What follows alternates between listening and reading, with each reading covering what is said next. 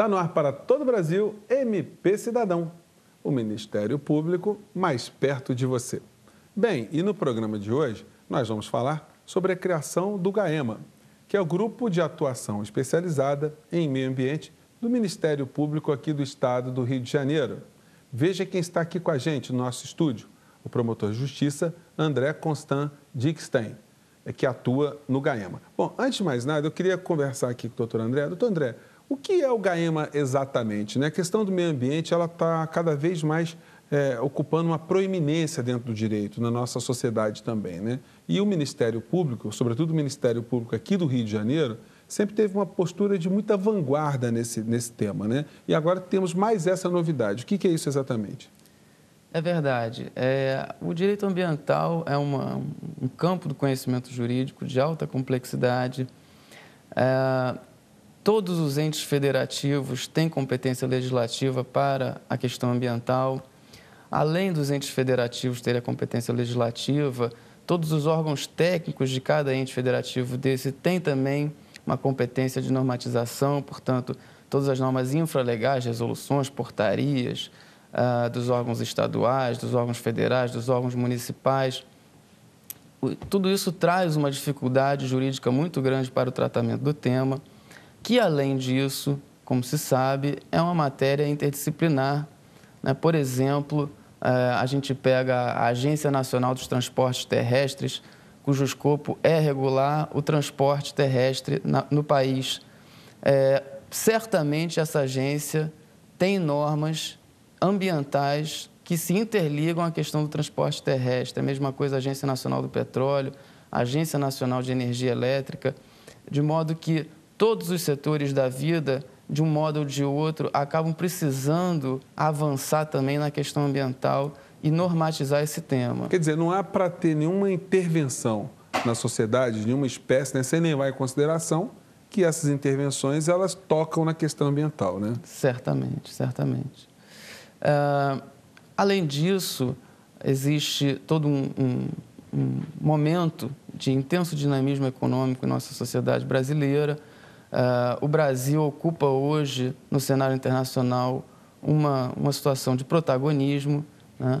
E nós sediamos, nesse ano de 2012, um evento que se conheceu por Rio+20, que seria uma atualização daquelas diretrizes firmadas e afirmadas na Rio Eco 92. Portanto, 20 anos depois, em 2012, nesse evento internacional chamado Rio+20, nesse contexto todo que a gente acaba de falar, é criado, então, o GAEMA pelo Ministério Público do Estado do Rio de Janeiro, que é um grupo de atuação especializada em meio ambiente, né? Esse é um grupo que vem dar vazão a essa necessidade de uma atuação especializada num campo tão complexo, né?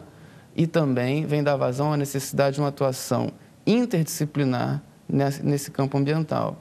Portanto, o GAEMA é um grupo criado nesse cenário que congrega membros do Ministério Público, membros promotores de justiça e também técnicos periciais, assistente social, cinegrafista. Então, é um grupo que vem tentar incrementar a atuação do Ministério Público do Estado do Rio de Janeiro na matéria ambiental tão difícil e tão necessária nos dias de hoje.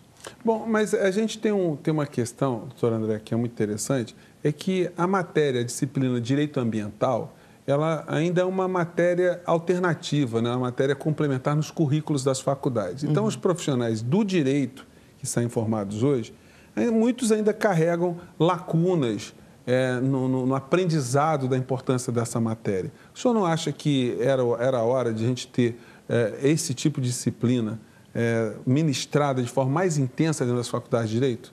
Certamente, certamente. Não apenas dentro das faculdades de Direito, mas nos concursos públicos que admitem para as carreiras jurídicas, é preciso cobrar o direito ambiental, sim. É uma disciplina que um promotor de justiça, um juiz de direito, mais recentemente, com a ampliação do rol de legitimados ativos para a ação civil pública, com a inclusão da Defensoria Pública, também a Defensoria Pública será chamada a essas questões ambientais, de modo que hoje não se escapa a uma visão do direito ambiental no dia a dia do trabalho.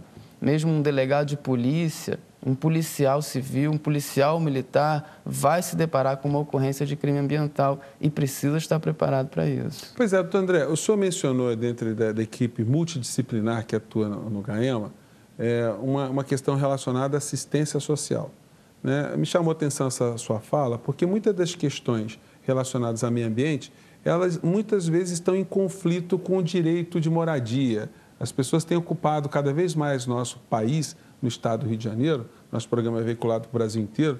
Certamente existem várias situações onde a pobreza faz com que haja uma ocupação irregular. Como é que o Ministério Público lida com essa questão? Olha, a ocupação de área de proteção ambiental é dos temas mais espinhosos do direito ambiental, na minha visão particular e na visão de colegas da área. Existe uma necessidade do ser humano de habitar, né? Existe uma política habitacional ainda fraca, insuficiente no país, né? E o que sobra para o ser humano é ocupar áreas ainda não privatizadas, né? E, certamente, nesse rol de áreas disponíveis está a área de proteção permanente, por exemplo, a faixa marginal de proteção de um rio, de uma lagoa, um topo de morro, uma área inclinada que ninguém quer morar por causa do perigo. Então, essa é uma dificuldade. Certamente, hoje, o direito ambiental não pode caminhar dissociado de uma visão social. Tanto hoje fala-se num direito socioambiental, não se pode promover uma ação civil pública com o mínimo de responsabilidade ética para a proteção de uma área ambiental, esquecendo da proteção da população carente que habita uma área ambiental fragilizada.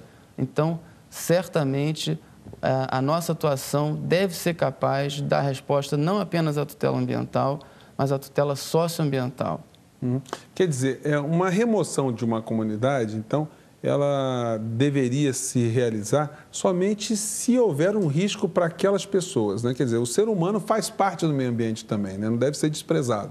Sim, com certeza. O ser humano deve ser muitíssimo considerado. A dignidade da pessoa humana é um dos fundamentos da nossa sociedade.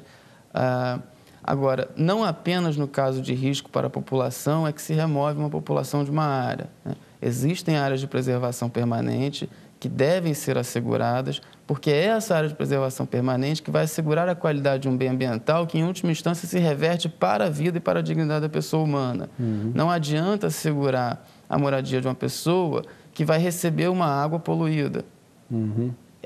Muitas vezes é uma moradia numa faixa marginal de proteção de um rio que vai poluir essa água, uma moradia, uma indústria, né, um posto de gasolina. Então, é preciso ter uma visão holística do problema para que não se cometam injustiças em nome de uma proteção ambiental. Pois é, o senhor comentou no começo do nosso programa os 3 níveis de leis, né, de legislação que a gente tem sobre a questão ambiental. Como é que fica o Ministério Público na cobrança de responsabilidades ambientais dos órgãos públicos? Como é que o Ministério Público lida com as prefeituras, com o governo do Estado, até a União Federal, para cobrar as suas responsabilidades? Existe uma matéria de muita dificuldade no direito ambiental, que é a definição das competências, né? E recentemente foi editada a Lei Complementar 140, que busca organizar o Pacto Federativo em matéria ambiental. Quem é que licencia o quê? Quem é que fiscaliza o quê? Então, essa é uma matéria que está sendo renovada por meio dessa lei complementar.